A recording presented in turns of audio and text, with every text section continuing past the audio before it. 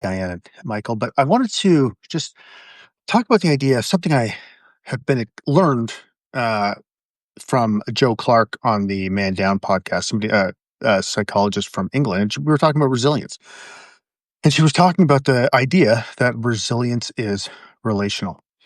By the way, before I go on about this, so I have a golden retriever who you can see eating his breakfast there. And my parents had a golden retriever. And they could leave the food out for the dog, and it would just pick at it all day. My dog, every meal is basically like it's the only meal he's ever had, and it's the only meal he's ever going to have. So resilience being relational, and I just think that's so true. So, and the reason I'm bringing it up is a couple things. So, some of you may have seen my posts about recently about like just kind of wrestling with the idea of God, like moving from being an atheist to agnostic to really feeling called somehow to Christianity, etc. And so, and I was talking about that on a couple of videos, and just this worry that because of the way my daughter died, she might be in hell if there is such a thing, and all that, and blah blah blah. So, anyways, I feel better about that actually, and the reason I feel better about it is because on here and on TikTok, like I just made some videos about it, and I have gotten hundreds of responses from people. Um, And every single like, literally every single response that I have gotten from, let's say, a believer has been beautiful and encouraging, supportive, and saying that Chloe's, fine and all that stuff. I mean, it's just like the most wonderful, supportive messages, encouragement of like, walking the path and not like pushy or anything. And I've had friends of mine reach out to me who are believers and same thing, man, just like offering to, without pressure, like walk this journey with me. And it's amazing. Like and it makes me more resilient as I like navigate the loss of my daughter. I mean, less so the loss of my wife because it happened so long ago. But the loss of my daughter, coming up on 3 years, and so knowing that these people, many of whom I've never like, most of them I've never met and never will meet, but knowing that they are in my corner is amazing, and even though it's not a big relationship, we have a little relationship in the sense that, we communicated about something important, and that gives me a set of strength because when when my wife died, okay, so that was in 2010.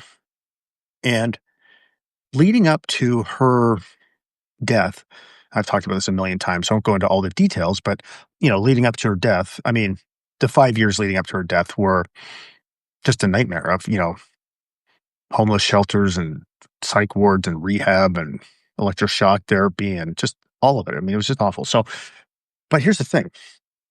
I had some guys, like some people in my life, obviously, like I had friends, but these were like normal guy friends where we didn't talk about really much of anything, sports, making fun of each other, women, like all the normal, guy stuff. But we never got deep at all. So for me, while I was in a relationship with these people, it wasn't the kind of relationship that strengthened my resilience. And in fact, I think it actually diminished it because I didn't want to be vulnerable. And I'm not blaming them, like my friends, for this. I'm just saying this is where I was at. And so for me, what was actually the most important thing was to look like I had my shit together, as my life basically fell apart. And so that's what I did, and I wanted people to see me as the guy, that type of strong dude who could get through any challenge and come out unscathed, which is actually not what happened at all. But, and so, again, I was in relationships, but they weren't the quality of the relationships that would help me become more resilient, which is to help me overcome or work through or grow through the challenge of, my wife's suicide and death. So, because I may, we progressed a bunch of years and, my life changed. I stopped drinking and all this stuff, and I started to get some new people in my life that are much different. And I don't want to say better. It's not about being better. It's different. And these men were they're still obviously still in my lives, so my life are vulnerable and emotionally intelligent, and like deeply caring, and are willing to, you know, I don't like saying call me out. I like saying call me forward, but challenge me, call me forward if I'm not like walking the talk. Like they're the kind of it's a band of brothers that I need and has made my life a hell of a lot better. And it has made me more resilient. So then, as my daughter dies, and I look at what these people have done for me, you know, where a lot of my friends from my, like, previous life, let's say, have been basically almost radio silent about Chloe's death over the past 3 years. And again, I'm not mad about it, I'm not blaming them, I just understand where they're at and why it is very difficult for them to bring up Chloe, and, um, I get it, so I'm not mad about it, but the guys in my life that are, these relatively, like, newer additions, I would say, like, and when I say new, I mean 7, 8 years. Looks like not new, but new compared to some of my older friends, let's say. And these guys they'll listen to me. They'll ask me great questions. They will challenge me, all those things. And it has made me more resilient because I know I don't have to do it alone. And I know, even though sometimes I want to, and I don't always reach out to them probably when I maybe a good idea too. Now I'm gonna go let my very, very demanding dog in, show you how I'm not actually I'm the furthest thing from Cesar Milan, definitely not the dog whisperer.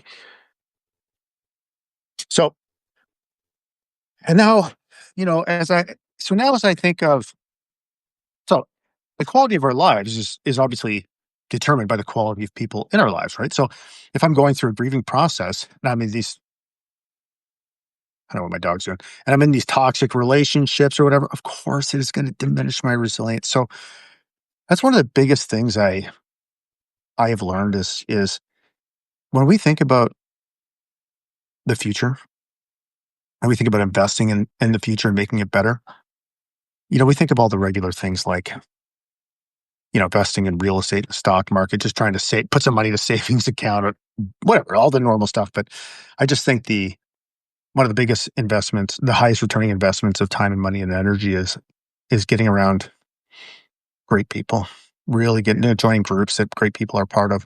So anyways, I'm getting sidetracked. So now, as I look at this whole idea of like wrestling with God, I don't know if wrestling is like I don't want to say wrestling. It sounds like a fight, but I mean like exploring. Let's say exploring the idea of a relationship with God. Um, so I made a TikTok about this, and so one of the things that I absolutely love doing is mentoring young people because I love my dad, obviously, but like I wouldn't. We just I don't know. I don't He definitely mentored me, but I wouldn't say he was like an active mentor. He was mostly like, "I've taught you good values. You're totally capable of figuring it out." And I love mentoring young people because I just know how game changing it can be for a young person. Like when I say young people, I mean the age of my daughter, like 20, 21, etc. And I just know how important it can be to have a adult who cares about you, who is in your corner. And so I become closer with some of Chloe's friends, and actually, it's one of the gifts that's come from, Chloe's death, is that I'm closer with her friends than I was, and it's beautiful, and I love it, and so when I made a TikTok the other day about going to church, and just the idea, kind of the journey with God, and the idea that I went to church, 2 of Chloe's friends reached out to me within 5 minutes of one another and said, "Hey, you know what? Like, I'm exactly where you are." One of the girls lost her dad recently, actually, and, in a really tragic way, and they both said, "Yeah, we're kind of in the same spot." And anyways, that make the long story short, we ended up agreeing, like, we planned, on the 28th because I'm out of town, this weekend, but on the 28th, we're gonna go to church together, and then we're gonna go to lunch after, and just feels great, man. It just feels great. But my point is that my relationship with these these young people, Chloe's friends, that makes me more resilient, right? Because it makes me feel like I'm making a contribution, and it makes me feel like not that people are counting on me. Like, I don't think they're counting on me necessarily, like, but they look up to me, you know? Um, and I think that's important. I want to continue to do my best to be an adult male role model, especially to young women, that are my daughter's age. I want to be a positive male role model so they understand how a man should treat them. I mean, that's part of it, honestly. Like, I've always thought of that with my girls. Like, I want to be, I want to set the bar really high to what they expect from a man in their life. And so I've tried to do that. Not always perfect by any stretch, but I've done my best. And so, anyways, getting all sidetracked here, but those relationships with those young women, Chloe's friends, they make me more resilient. And so I guess what I'm saying is, in this whole thing is that when we are suffering or struggling or navigating a huge loss, it is so easy to convince ourselves that no one understands. We're we're the only people going through this. Uh, People will judge the hell out of us if they know how much we're struggling. All of that, right? And so what we do is the deeper that sorrow carves in your soul, the more joy you can contain. Age out loud. I love that. And I think that's true, right? You can't really know happiness. You can't really, you can't really um, appreciate the light unless you've seen the darkness, right? I mean, and it's the same thing with sadness. Appreciating happiness. Having been super sad makes you appreciate being happy. So yeah. Anyways, God, I'm all over the place here. So sorry. I should probably plan these better in the future. But yeah. Anyways, my point was really just that we tend to isolate ourselves when we are struggling, and we just want to shut everybody out. We don't want to be judged. Sometimes we don't want to change. We don't want to be. We want to be stuck where we are, and the more that we isolate people, the more fragile we become. And so I guess my encouragement to you is a couple things. One is, if you are struggling right now, it is part of the human condition. Like, we all struggle. We all do the stupidest shit. We make the dumbest choices. We tell ourselves the weirdest stories. You know, all of these things, it's just part of being a human being. And when we tell ourselves that, even if that means making a mistake that better for the 50th fucking time, like, it doesn't mean you're a failure. It means you're human and you're trying to get better. And so I think that when you think about like resilience, and you think about the fact that relationships increase resilience, I think one of the most courageous acts you can do, um, and also one of the most service-oriented acts you can do, is actually fucking ask for help. And it's hard.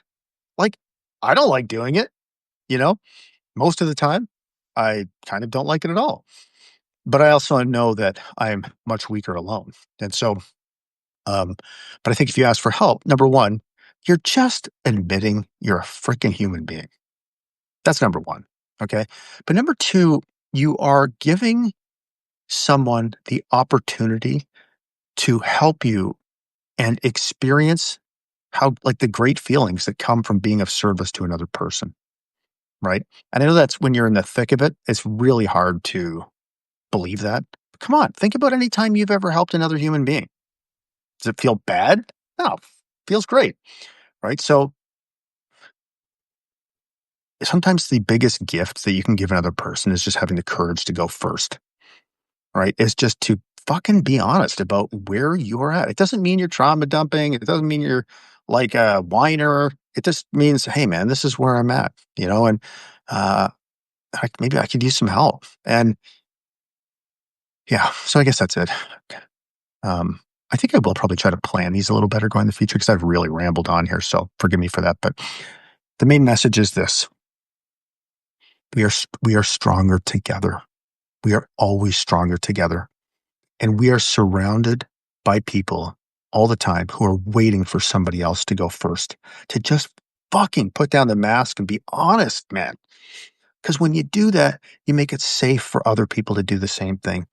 And in that space, not only do you create better relationships, but you create deeper relationships, right? When two authentic human beings are connecting with each other about what's like actually important to them. And it's those relationships that increase resilience. Okay. So the main message is here is if you're struggling, I get it. I've struggled. I still struggle with things. Maybe probably always will. It's probably being human. But I'll keep talking about it.